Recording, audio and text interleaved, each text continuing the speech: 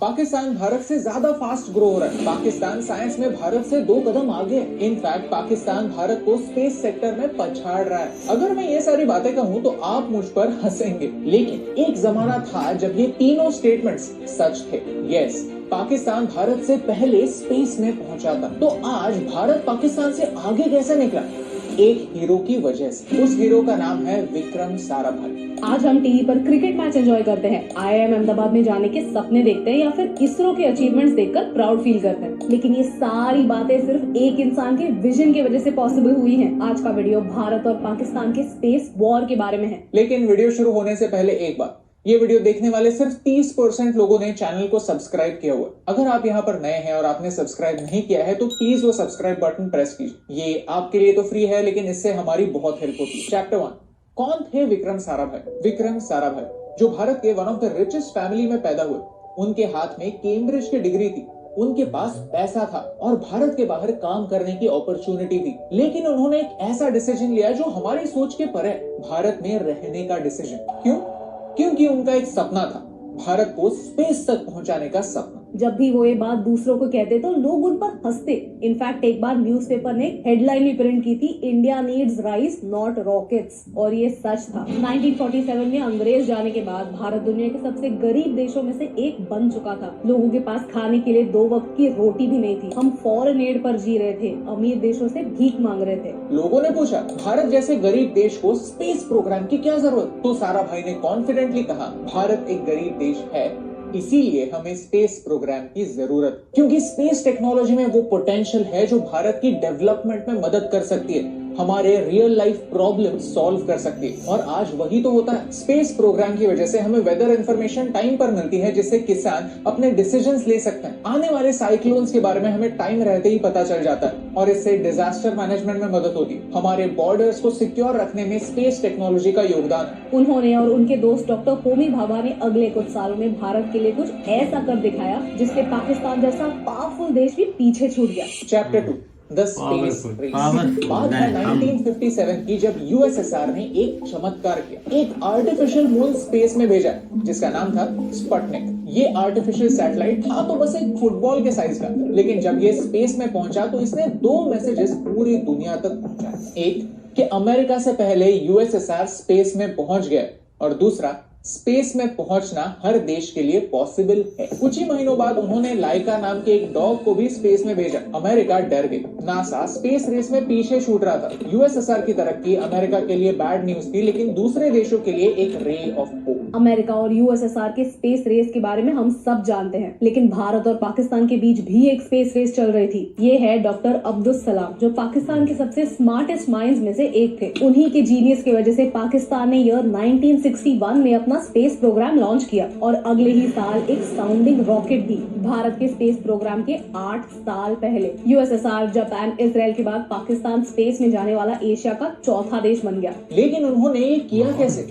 America की मदद से। अमेरिका भी स्पेस रेस में अपना डोमिनेंस बनाना चाहता था। अमेरिकन प्रेसिडेंट ने अनाउंस कर दिया था कि वो 70 से पहले चांद तक पहुंच जाएंगे। ये बहुत बड़ी कमिटमेंट थी और ये पूरी करने के लिए उन्हें जितने ज्यादा एलाइज, जितने ज्यादा साइंटिस्ट मिले उतना बेहतर। उन्हें इंडियन ओशन के नजदीकी एक पार्टनर की जरूरत थी और पाकिस्तान ने इस अपॉर्चुनिटी का फायदा उठाया। 1961 में उन्होंने सुपार को एस्टेब्लिश किया और अगले ही साल नासा की हेल्प से पहला रॉकेट लॉन्च भी किया। अब तक भारत का स्पेस प्रोग्राम स्टार्ट भी नहीं हुआ था। अब पाकिस्तान तरक्की कर रहा है, अच्छी बात है। इससे भारत को क्या फर्क पड़ता है? फर्क इसलिए पड़ता है क्योंकि स्पेस और मिलिट्री टेक्नोलॉजी दोनों हैंड इन हैंड डेवलप होते हैं। जो टेक्नोलॉजी स्पेस में जाने वाले रॉकेट्स के लिए यूज हो सकती है, वो भारत पर अटैक करने वाले मिसाइल्स के लिए भी यूज हो सकती है। ये बात विक्रम साराभाई को पता थी। Chapter 3, India fights back. Vikram Sarabhai ने सिचुएशन को समझा।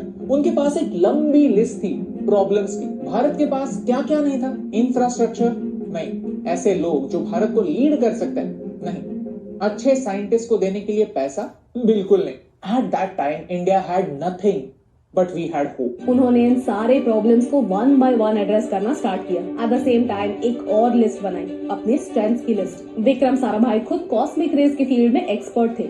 उन्हें खुद नोबेल प्राइज विजेता सीवी रमन ने ट्रेन किया था और उनके फ्रांस और अमेरिका में बहुत अच्छे कॉन्टैक्ट्स थे। उनके हाथ एक इम्पॉसिबल टास्क था।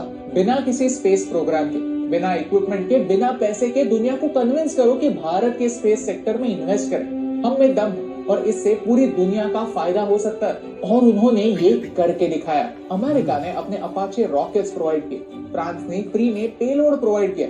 ये माल एक बैलगाड़ी से तुम्बा लॉन्चिंग स्टेशन पहुंचा और 22 नवंबर 1963 में भारत की धरती से पहला साउंडिंग रॉकेट लॉन्च हुआ। साराभाई ने इम्पॉसिबल को पॉसिबल करके दिखाया। चैप्टर 4, इसरो और उसके अचीवमेंट्स। पहला रॉकेट लॉन्च होने के बाद भी इसरो को एज एन ऑर्गेनाइजेशन फॉर्म होने के लिए 6 साल लगे। उसके बाद इसरो ग्रो कैसे हुआ? उन्होंने ग्रोथ के लिए लीप फ्रॉगिंग अप्रोच अपनाया। लीप फ्रॉगिंग का मतलब है जो टेक्नोलॉजी दूसरे देशों ने डेवलप की है उनकी मदद लो। सेम डेवलपमेंट करने में टाइम वेस्ट मत करो, उससे आगे बढ़ो। इस अप्रोच की वजह से कई सारे अपॉर्चुनिटीज भारत के लिए खुल गए। इसरो ने साइट यानी satellite instructional television experiment conduct किया। इसके थ्रू 2400 गाँव में हजारों लोगों को सैटेलाइट के थ्रू एजुकेशन देना स्टार्ट किया। 1983 में इसरो ने इनसैट यानी हमारा पहला सैटेलाइट कम्युनिकेशन सिस्टम लॉन्च किया।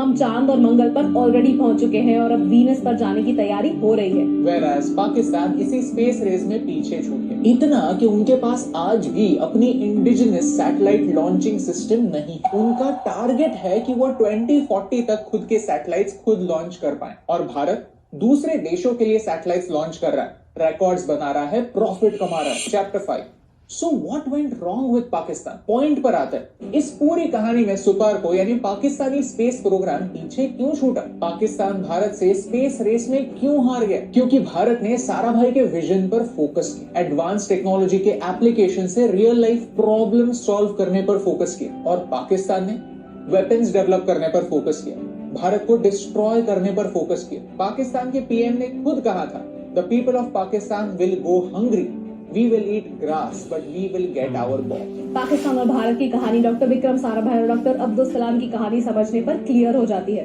डॉक्टर अब्दुल सलाम एक महान साइंटिस्ट थे, उन्हें आगे जाकर एक नोबेल प्राइज भी मिला। लेकिन 1974 में प्राइम मिनिस्टर जुल्फिकार अली भुट्टो ने एक बिल पास किया जिससे अहमदी लोगों को नॉन मुस्लिम डिक्लेयर कर दिया गया। इस नए लॉ की वजह से डॉक्टर अब्दुल सलाम जैसे ग्रेट इंसान को सुपार्को की हेड पोजीशन से निकाल दिया गया। डॉक्टर सलाम loved his country, Vikram Sarabhai loved his country, but only one country loved their scientist back, and that's the difference।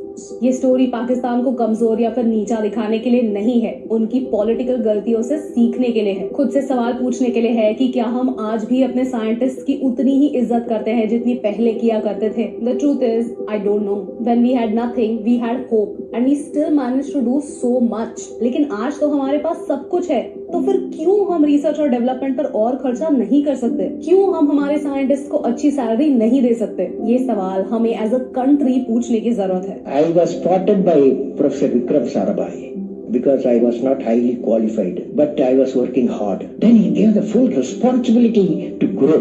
ISRO, IIM Ahmedabad, physical research laboratory, इन्हें हम मॉडर्न भारत के मंदिर मानते हैं और इन मंदिरों को बनाने के लिए विक्रम साराभाई ने अपनी पूरी लाइफ इन्वेस्ट की। कैम्ब्रिज से डिग्री होने के बावजूद, भारत के बाहर अपॉर्चुनिटीज होने के बावजूद उन्होंने यहाँ पर रहकर भारत के लिए कुछ करने का सोचा। आराम की जिंदगी को टाटा बाय बाय कहकर स्ट्रेस भरी लाइफ को अपनाया। शायद इसी स्ट्रेस में एक रात विक्रम साराभाई की जान गई।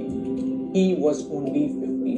आज है 30 दिसंबर, वही दिन जिस दिन विक्रम साराभाई इस दुनिया को छोड़कर चले गए, लेकिन उनका कंट्रीब्यूशन आज भी जिंदा है। Aspect of space research which I would like to stress most is in relation to the national capability, the self-confidence that this will generate। एक इंसान एक बार नहीं 2 बार मरता है। एक बार तब जब वो खुद मरता है और दूसरी बार तब जब वो हमारी मेमोरी से भी मर जाए। तो मेरा एक सवाल आपसे, क्या हम भी वही गलतियां करेंगे जो पाकिस्तान ने डॉक्टर अब्दुल सलाम के साथ की? चलिए आज के दिन विक्रम साराभाई को मरने नहीं देते, उनकी वैल्यूज को जिंदा रखते हैं, उनकी स्टोरी शेयर करते हैं। आज का भारत इसीलिए है क्योंकि कल के भारतीयों ने भारत के इस आइडिया को पहचाना, अपने पेट्रियटिज्म को प्रैक्टिकल पेट्रियटिज्म बनाया, अपने अपने फील्ड में सिर्फ खुद का नहीं भारत का भी नाम बनाया, और उन्हें हमारे दिलों में जिंदा रखने से मुझे फर्क पड़ता है।